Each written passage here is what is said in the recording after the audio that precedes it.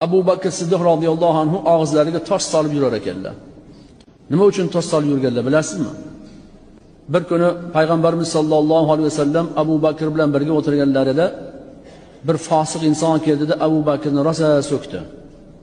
Haqorat qildi, sen undoqsan, sen bundoqsan deb nima desa dedi. Abu Bakr Siddiq radhiyallohu anhu indamasdan turdilar. Payg'ambarimiz sollallohu alayhi vasallam indamasdan turaverdilar. Haligi so'kishda davom etdi. Borib kuchayib borib Abu Bakrni endi nihoyatda chidab bo'lmaydigan darajada sharoq so'zlar bilan, tuhmat, ig'vo so'zlari bilan haqorat qila boshladi. Abu Bakr Siddiq radhiyallohu anhu chiday olmadilarda unga javob qaytarishni boshladilar.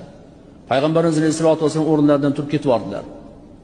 Abu Bakr Siddiq radhiyallohu anhu hayron bo'ldilarda Payg'ambarimiz sollallohu alayhi vasallamning orqalaridan borib, "Ya Rasululloh sallallohu alayhi vasallam, men sizni xafa qilib qo'ydimmi? Nima uchun turib ketibordingiz?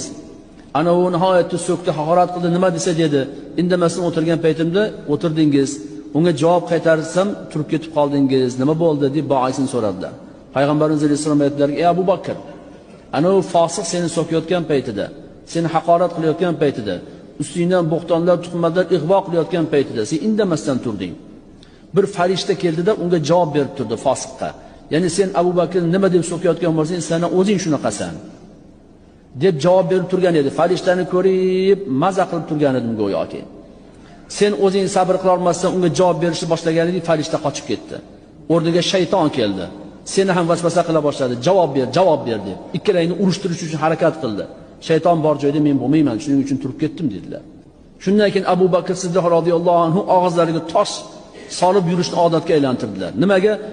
Bitta mana fosiqga javob berib qo'yib shuncha gunohga botdi.